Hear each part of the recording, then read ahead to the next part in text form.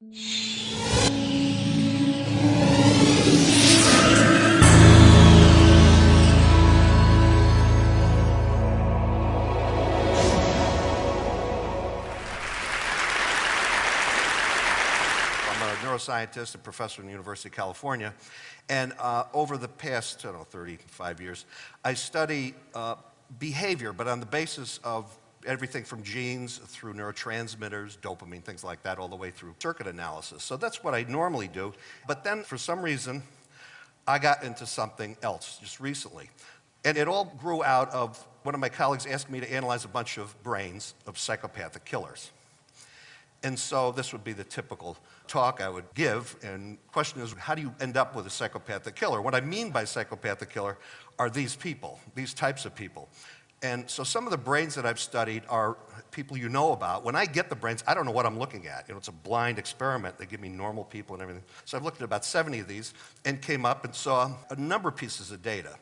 So we look at these sorts of things theoretically on the basis of genetics and brain damage and the interaction with the environment and exactly how that machine works. So we're interested in exactly where in the brain and what's the most important part of the brain. So we've been looking at this, the interaction of genes, what's called epigenetic effects, brain damage, and environment, and how these are timed.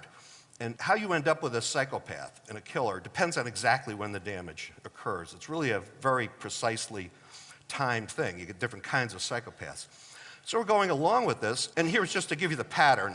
And the pattern is that those people, every one of them I looked at who was a murderer and who was a serial killer, had damage to their orbital cortex, which is right above the eyes, the orbits, and also the anterior part of the temporal lobe. So there's this pattern that every one of them had, but they all were a little different too. They had other sorts of brain damage.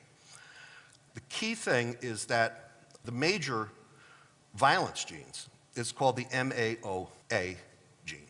And there's a variant of this gene that is in the normal population. Some of you have this. And it's sex-linked. It's on the X chromosome. And so in this way, you can only get it from your mother. And in fact, this is probably why mostly men, boys, are psychopathic killers, are very aggressive. Because, the daughter can get one X from the father, one X from the mother. It's kind of diluted out. But for a son, it could only get the X chromosome from his mother. So this is how it's passed from mother to son. And it has to do with too much serotonin during development.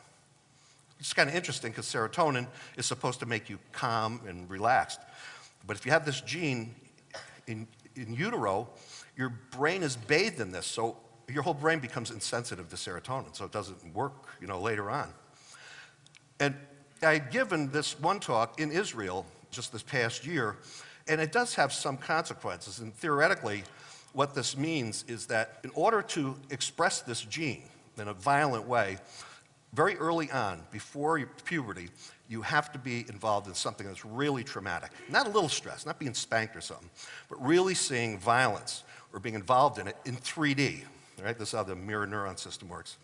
And so if you have that gene and you see a lot of violence, in a certain situation, this is the recipe for disaster, absolute disaster.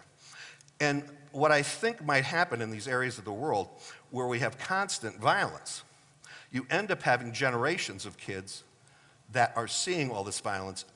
And if I was a young girl somewhere in a violent area, a 14-year-old, and I wanted to, find a mate, I'd find some tough guy, right, to protect me. Well, the problem is this tends to concentrate these genes. And now the boys and the girls get them. So I think after several generations, and there's the idea, we really have a tinderbox. So that was the idea. But then my mother said to me, I hear you've been going around talking about psychopathic killers. And you're talking as if you come from a normal family. I said, what the hell are you talking about? She then told me about her own family tree. Now, she blamed this on my father's side, of course. This was one of these cases because she has no violence in her background. But my father did. Well, she said there's good news and bad news. One of your cousins is Ezra Cornell, founded Cornell University. But the bad news is that your cousin's also Lizzie Borden. Now, I said, okay, so what? We have Lizzie. She goes, no, it gets worse. Read this book. And here's this Killed Strangely, and it's a historical book. And the first murder of a mother by a son was my great-great-great-great-great-grandfather. Okay, so that's the first case of matricide. And the book is very interesting because it's about the, witch trials and how people thought back then. But it doesn't stop there. There were 7 more men on my father's side, starting then, Cornell's, that were all murderers. Okay? Now, this, gives one a little pause, because my father himself and my 3 uncles in World War II were all conscientious objectors. They're all pussycats. But every once in a while, Lizzie Borden, like 3 times a century, and we're kind of due. And so the moral of the story is, people in glass houses shouldn't throw stones, but more likely is this.